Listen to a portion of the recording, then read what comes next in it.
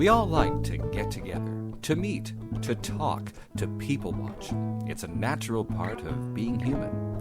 When Kingston was no more than a few lines drawn on a map, the place where we are now gathering to watch a movie was the gathering place for Loyalist settlers recently arrived at a new home in the wilderness. Hello. This public square, now named Springer Market Square, is one of the oldest public meeting places in Canada. The echoes of its history, the footsteps of its ghosts, are largely unheard by us walking the noisy cobblestones today. But at one time, this piece of ground was at the heart of a new nation. One of Kingston's earliest and most famous photographs shows the citizens of the town gathered in the market square to witness the birth of a new dominion at noon on July 1st, 1867. Gathered here today, we are a part of that history. It was in this square that Kingston welcomed home the heroes of the 21st Battalion from the Great War, a war that had decimated a generation.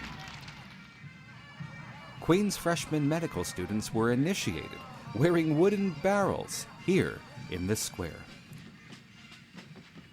It was to the market square that Kingston volunteer troops paraded their colors before departing for the Boer War in South Africa.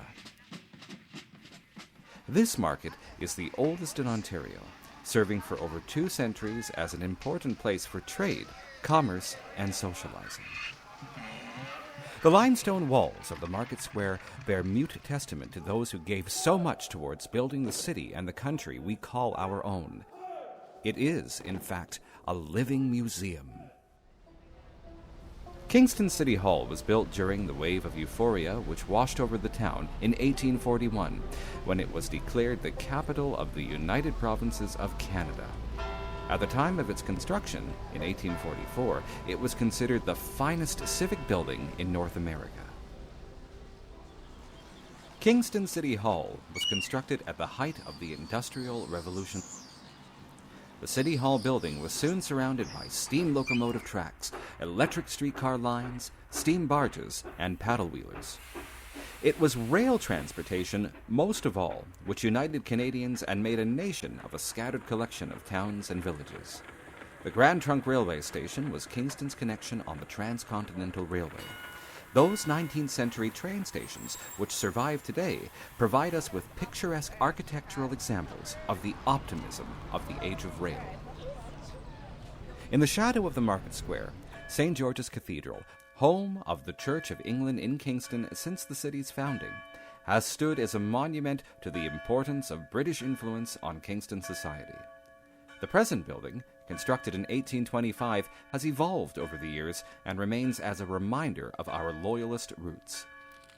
Fire gutted St. George's on January 1st, 1899, but the cathedral was rebuilt by parishioners within 18 months. Fire also destroyed a large section of Kingston City Hall in 1865, and later, in 1908, fire destroyed the dome of the building. Fire was a perpetual scourge of the 19th century. In 1840, a devastating fire destroyed much of the town. It was after this fire that City Council mandated that all buildings be constructed of either stone or brick. It could be said that fire created the limestone city. Firefighting was originally a private enterprise divided along sectarian lines, Catholic versus Protestant. That changed with the construction of the city's first municipal fire hall in 1873. The fire station became obsolete when horse-drawn fire engines were replaced by larger, modern equipment. History is often written about the important men and women who shape and change a place.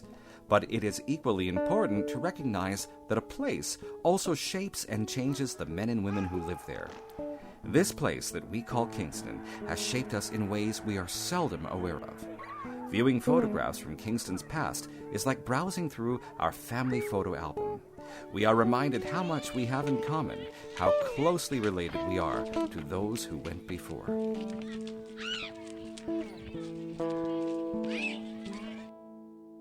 Not so long ago, it was traditional for shorts and cartoons to be shown before a movie. Here we have tried to reintroduce that lost tradition with a short film made up of photographs from Kingston's past and present. Thank you for helping keep the tradition alive. We hope you enjoyed the movie you are about to see in Kingston Springer Market Square. Stay tuned next week as we bring you more postcards from our past. We would like to thank the organizations and individuals who have very graciously made this film possible.